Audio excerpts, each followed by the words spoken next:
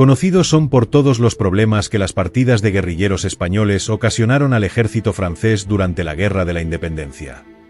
Sus emboscadas y golpes de mano hicieron del combate no convencional una gran arma contra los intereses franceses. Pero, no solo fueron este tipo de fuerzas irregulares las protagonistas de estas acciones.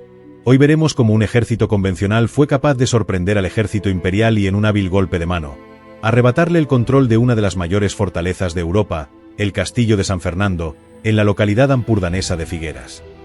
Muchos fueron los héroes militares en esta guerra, que antes de su inicio, nunca habían tomado las armas. Hombres de distinta procedencia y condición, que sin pasar por ninguna academia militar, se revelaron como hábiles estrategas y conductores de hombres en el combate.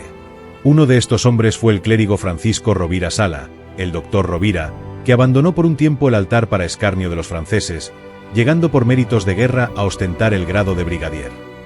El abad Rovira se había educado en un ambiente de odio hacia las innovaciones que llegaban de la revolucionaria Francia. Pese a lo que apuntaron en el pasado algunos autores, no parece que Rovira participara en la guerra de la Convención contra la Nouvelle República Francesa a fines del siglo XVIII.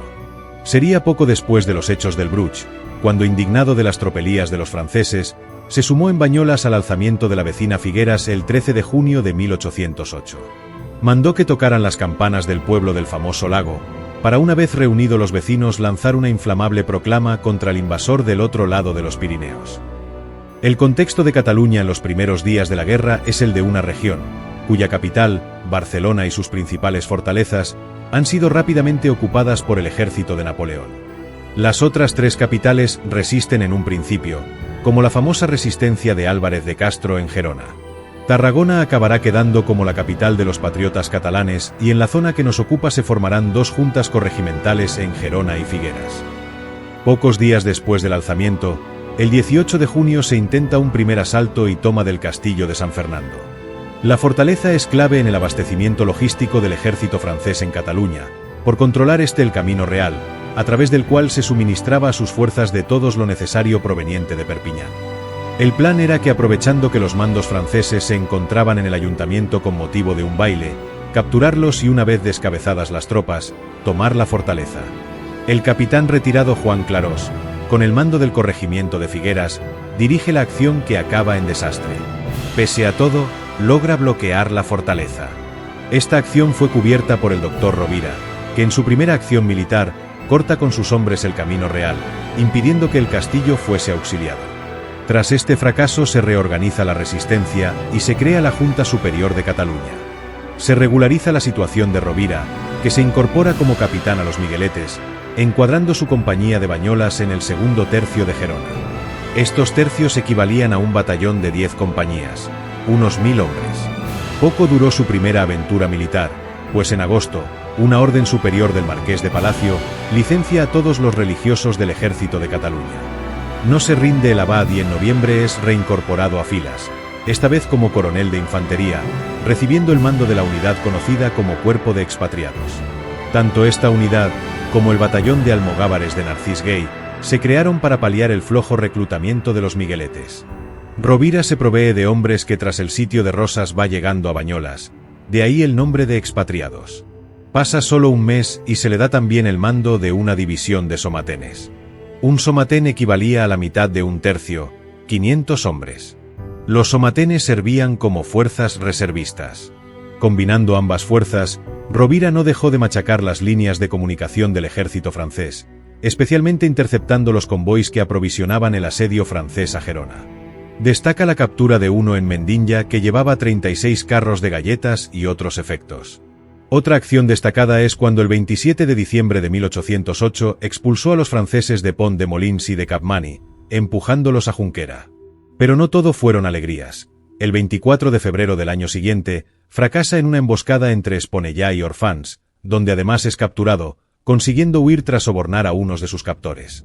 Centrándonos en la famosa Rovirada, es curioso que el término se originara como algo despectivo.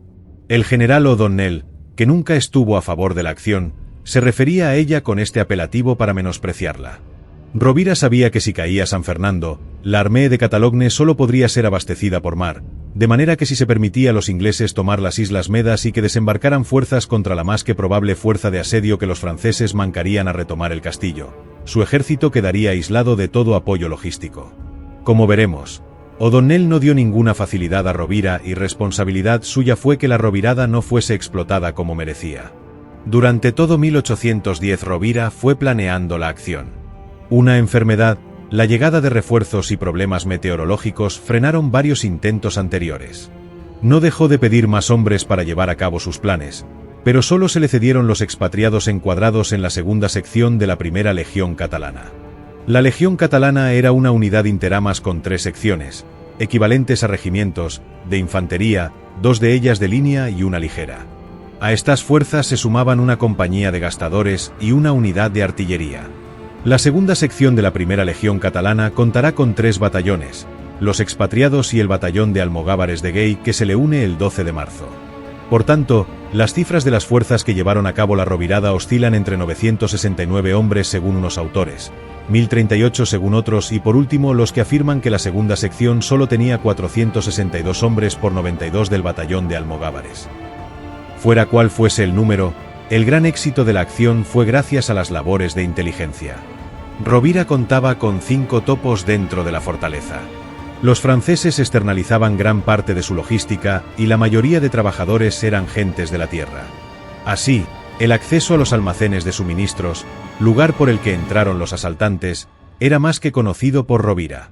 Joan Marqués había hecho una copia en cera de la llave de acceso a dichos almacenes, aunque hay que también afirma que se hizo en la masa de un pan que extrajo el panadero de la fortaleza. Genís y Perepou informaron a Rovira hasta última hora de la situación de los puestos de seguridad dentro del castillo. Juan Floreta y Juan Buenaventura fueron los otros 2 informadores. Incluso el capitán Casa pudo entrar disfrazado días antes en la fortaleza y dar informes fiables.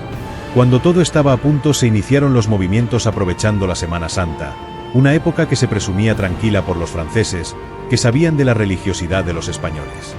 Rovira realiza unas maniobras de diversión para disminuir las tropas francesas en el castillo.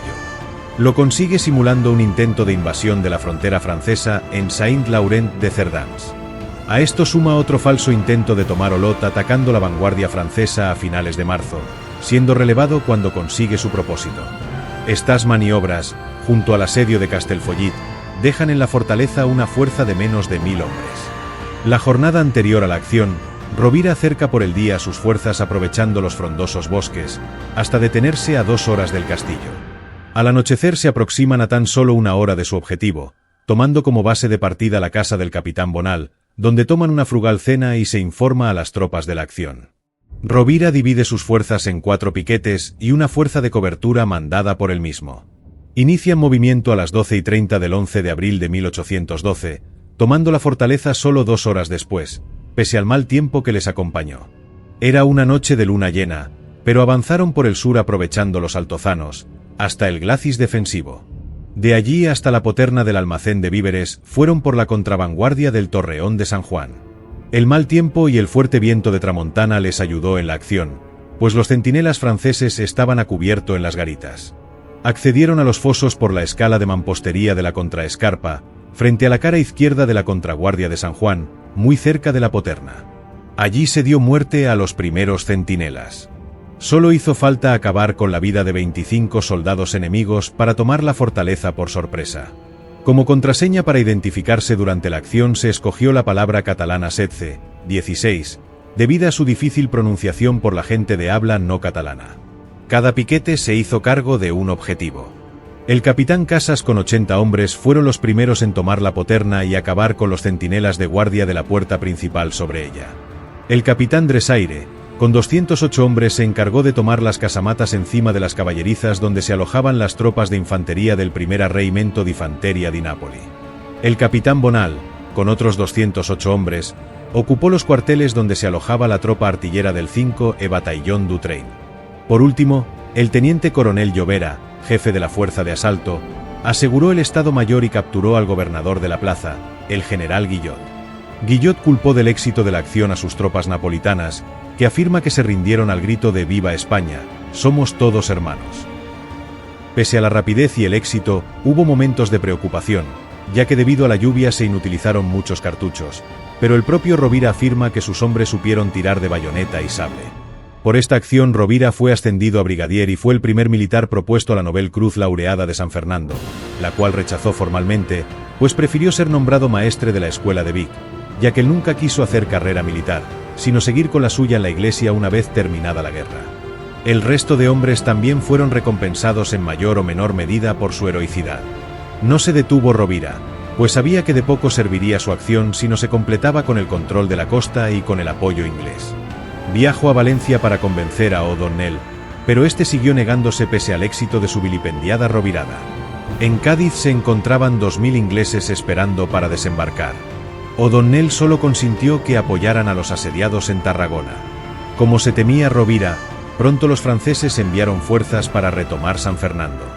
Sin nadie que les importunara por la espalda como quería Rovira y aprovisionados por mar, el éxito de la Rovirada se iba diluyendo. El 28 de junio caía Tarragona y tras 4 meses de brava resistencia, San Fernando capitulaba ante los franceses. Para más INRI, solo 10 días después, las Islas Medas eran ocupadas por las fuerzas de Milans del Bosch, cortando así el cabotaje entre Marsella y Barcelona, acabando con el aprovisionamiento de los franceses por mar, justo cuando habían vuelto a abrir la vía logística terrestre. Una vez más, la ceguera del alto mando, esta vez O'Donnell, impidió haber dejado a los franceses sin ningún apoyo en una zona tan complicada como Cataluña.